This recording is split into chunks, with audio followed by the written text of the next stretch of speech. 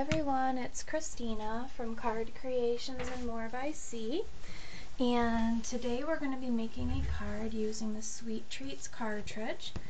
I just wanted to make something kind of simple and cute. I did have a request to make some different types of card folds, so we're going to go ahead and make a Z-fold card. So what we're going to do is we're going to start with a 4 1/4 by 11 sheet of paper. I already went ahead and put a score line at 2.75 and 5.5. So to start with, I'm going to go ahead and fold it in half, and I'm going to use my bone folder. There we go. And then what you want to do is look at it this way, and where your other crease is, you want to take that and fold it backwards like this. So now what we have is a card that's going to stretch open, and it's going to be really pretty. So I have some layers planned for it. The first thing that I have are 2 pink layers that are going to go on these 2 panels. So since this is 2.75, I went ahead and made these at 2.5, and I just cut it the whole length of the card. And what I did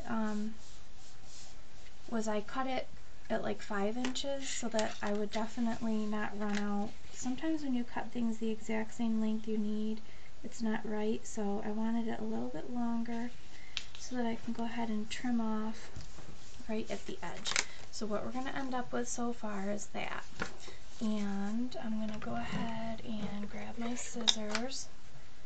My favorite scissors for these are the Card.AVI ones, especially for cutting things that are kind of just cutting delicate edges. I really like these scissors. For cutting my ribbon, I like my pink X-Acto brand scissors. So I have a couple of strips of pink paper. Oh, and you might have noticed to save time I put ATG on as much as I could. So there's the start of our card. Now our next layer is going to be this white paper, but I want to run it through the Cuttle Bug. So I'm going to set this aside, and we're going to grab the Cuttle Bug. And I was able to find some really pretty embossing folders at Michael's. They're by Sizzix. This one, I don't even know what it's called, but it's very pretty. I really love this one a lot. And it's got like all of these, I don't know if you can really see it, crazy hearts kind of. So I'm going to go ahead and use my A plate and 2 B plates, and we're just going to run it through. I think the Cuttle Bug is the cutest little creation. I was so excited when I got it for Christmas from my mother-in-law. And then I'm going to run one more through it. And I kind of want it to be straight, so you just want to look at it kind of closely when you're putting it in there. Hopefully I'm not out of range. So we're just going to run that one through. Good.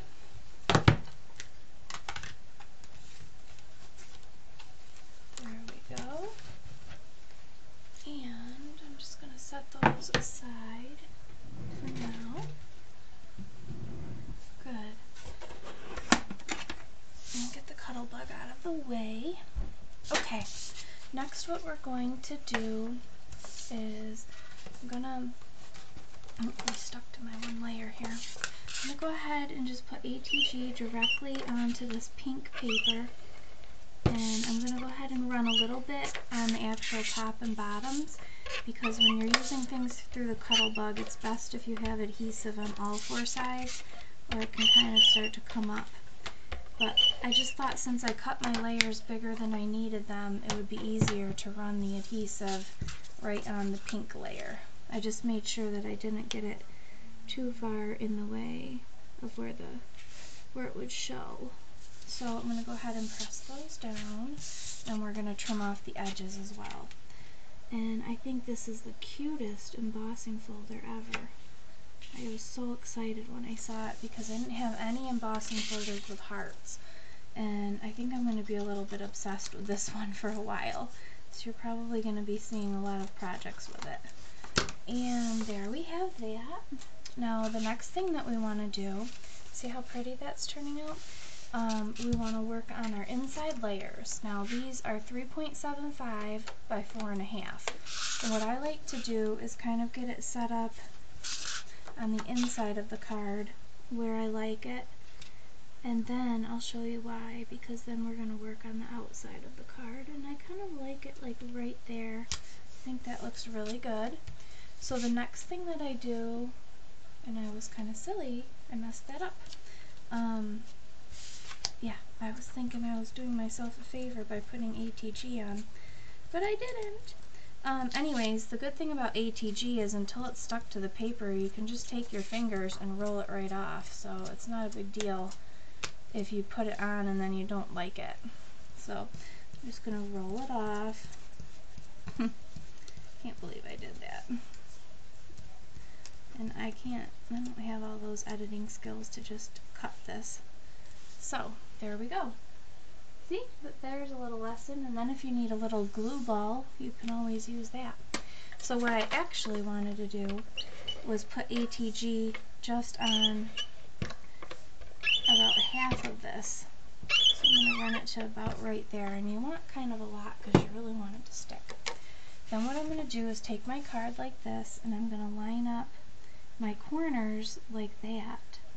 Instead of trying to guess the exact place to lay it down, and then when I press it in, it's going to be perfectly aligned with the layer that's on the inside. And see, let's see, I have just a little bit of adhesive that showed, so I misjudged it by just a tiny bit, but not bad. Okay, so this is how our card is shaping up to be. As you can see, it does cover a lot of that, but when you stretch it open, you can see the hearts like there. So, you know, it kind of covered it, but that's okay. I could have also done this further over.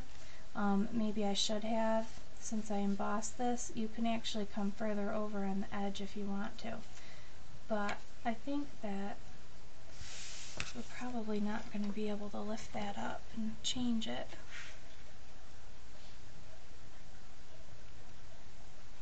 So I guess we could just, let's just see if it's going to let me. I'm using my old Creative Memories multi-purpose tool. It may or may not really let me lift it, so we'll just see if I'm going to be able to or not. Okay, so it kind of did let me. So I think I'm going to actually move this further over like this. Okay, I think that's going to be good. Never mind my phone, it's just kind of going off right now. And then what I need to do is just try to lift this one here without lifting all the paper, so I can redo it. We'll see if this works. Okay, not too bad. Alright, so we'll just line this back up one more time. Yeah, a lot of times I don't emboss the paper that it's going on, so I just wanted a little bit more of it to show. Okay, I think that looks a lot better, except for now I've got too much ATG on the back side. So we'll go ahead and get rid of that. There, sorry guys, I apologize for that. Okay, so now we have the start of our card.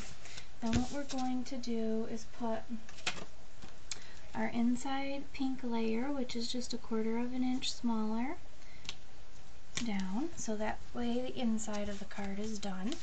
And then we're going to work on our top layer. So I have this, and I want to go ahead and run some ATG going across it. I already have ATG on the back of it, so I have to try not to press it in too hard. But I wanted to run this ribbon across. So we're going to go ahead and do that. And I'm just going to use the cheater method and tape my... Still like to tape them down even though I have ATG on the back of it already, and make sure that it's quite taped. And then we'll go ahead and just run a little bit more over that spot. Now we can lay this down. At least I didn't forget to put the ribbon on before I put this layer down. Sometimes I think we've all done that on video. Okay, the next thing that I have is my sentiment, which is a Scrappy Mom's. It's from the Sweet Something set, which I really love, and I haven't used it yet, and it's called Sweet Birthday Wishes. I want that someplace over here. So I think I'm going to put it kind of right here in the middle, off to the side. Now for my cupcake, I cut this from the Sweet Treats cartridge, and what I did was I used my little 1/4-inch Fiskars heart punch, and I punched out little pink hearts that I could put on it as well. Then I used some homemade foam adhesive on the back. So we're going to go ahead and lay that down where we want it. And I like it being popped up, and that's looking really pretty so far. The other little accent piece that I have are some little buttons. They're little white ones. I took some brown braiding cord and wrapped it through, and then instead of tying it, I pretty much just enclosed the ends with a big glue dot that covers almost the whole button. So this way I can go ahead and place it. So I just wanted 3 little buttons right down here for an extra little accent piece. I just felt like it still needed something. So I'm going to go ahead and adhere those down. And buttons, you know, I like to see them threaded in some way. I don't like to just see an empty button so much on my cards, so I just like to see them filled with something. And so that's our super simple card.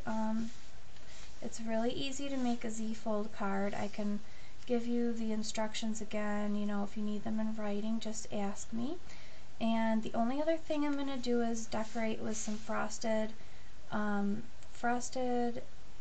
think it's called cotton candy stickles, and I might use my gel pen as well and do a little bit of faux stitching. So anyways, that's our card. I hope you enjoyed it. Thanks for watching.